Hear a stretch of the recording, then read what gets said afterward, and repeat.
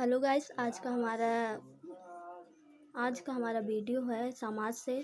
तो समाज से का यदि हम संधि विच्छेद करेंगे तो क्या होगा? समधन आस। क्या होगा? समधन आस। सम मतलब क्या होता है? संक्षिप्त। और आस मतलब क्या होता है? कथन या शब्द। अर्थात जिसका अर्थ है संक्षिप्त शब्द या कथन। जिसका अर्थ है संक्षिप्त शब्द या कथन। तो समास किसे कहते हैं? हमारा क्वेश्चन है यहाँ पे, देखिए समास किसे कहते हैं। तो दो या दो से अधिक शब्दों से मिलकर बने हुए नए सार्थक शब्द को क्या कहते हैं? समास कहते हैं। ठीक। तो समासिक पद या समस्त पद किसे कहते हैं?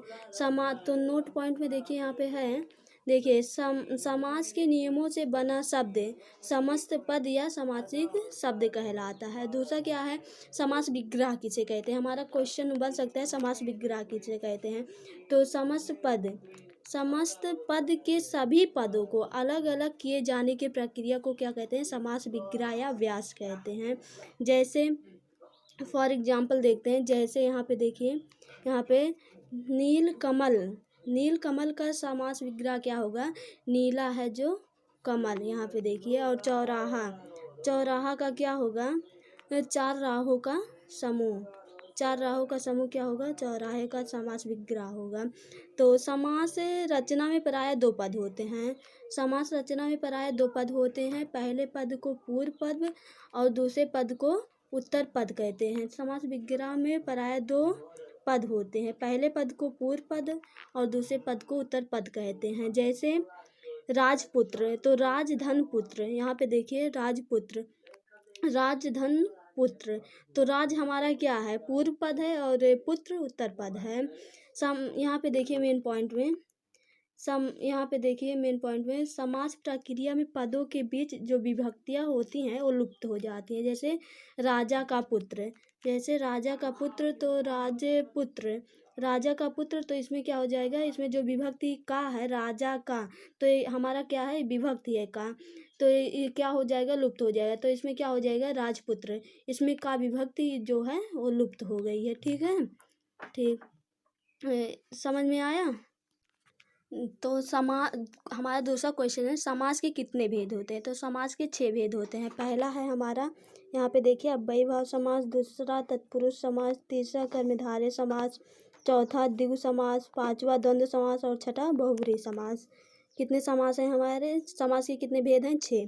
तो यहाँ तक हो गए। तो अव्ययीभाव समास किसे कहते हैं? यहाँ पर देखिए क्वेश्चन, अव्ययीभाव समास किसे कहते हैं? जिस समास का पूर्व पद प्रधान होता है, उसे हम क्या कहते हैं? अव्ययीभाव समास कहते हैं। अव्ययीभाव समास। जैसे एग्जाम्पल में देखते हैं, समस्त पद, हमारा समस्त पद हो गए ये सब, और ये क्या हो गए? विग्रह। तो देखते हैं, जैसे प्रतिदिन का अगर हम समास विग्रह करेंगे तो क्या होगा? प्रत्येक दिन। और जन्म, तो जन्म से लेकर हो जाएगा। तो अगला देखते हैं, अगला हमारा है तत्पुरुष समास। क्या है? तत्पुरुष समास। तो इसमें क्या होगा? जिस समास का उत्तर पद प्रधान होता है तथा पूर्व पद एवं उत्तर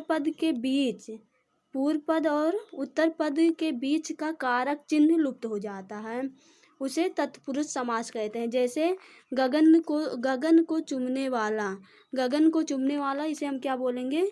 गगनचुम्बी। क्या बोलेंगे? गगनचुम्बी।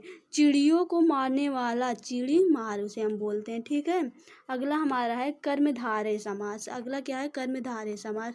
तो जिस समस्त पद का उत्तर पद प्रधान हो, हाँ, यहाँ पे देखिए, उत्तर पद प्रधान हो तथा पूर्व पद व उत्तर पद में उपमेय व उपमान का संबंध हो, उसे हम क्या बोलते हैं? कर्मधारय समास कहते हैं।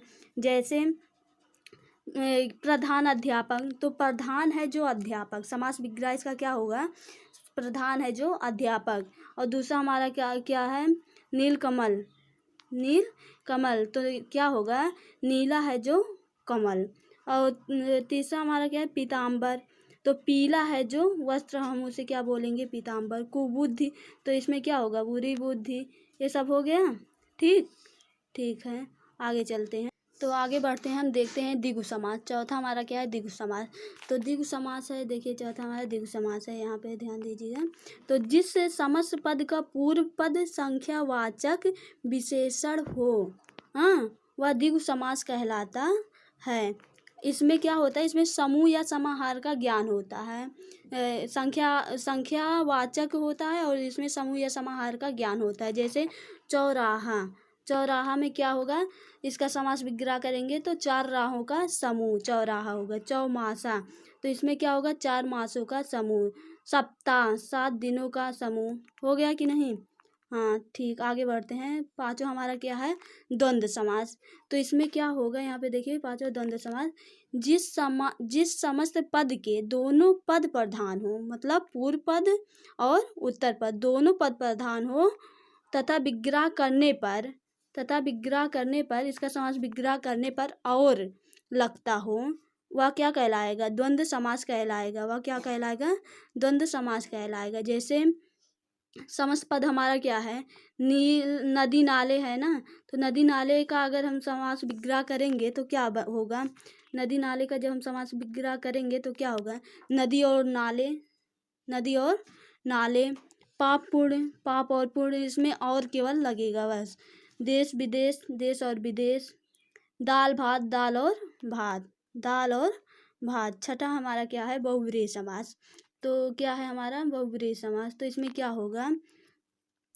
जिस समास का कोई भी पद प्रधान नहीं होता है, जिस समास का कोई भी पद प्रधान नहीं होता है तथा दोनों पद मिलकर किसी तीसरे पद की ओर संकेत करते हैं। ठीक, किसी तीसरे पद की ओर संकेत करते हैं, उसे हम क्या कहते हैं? उसे बहुब्रीहि समास कहते हैं। ठीक है, ठीक। जैसे नीलकंठ का अगर हम समास विग्रह करेंगे तो क्या होगा? नीला है कंठ जिसका, अर्थात शिव जी। और अगला क्या है? लंबोदर, लंबा है उदर जिसका, गणेश भगवान। इसका क्या होगा? गणेश भगवान। दशानन, 10 है आनंद जिसके, अर्थात रावण। चक्र पाणी मतलब चक्र है पाणी में जिसके, अर्थात विष्णु। महावीर, अगला क्या है? महावीर, महान वीर है जो हनुमान। ठीक, महान वीर है जो हनुमान। अनहोनी, न होने वाला घटना, कोई विशेष घटना।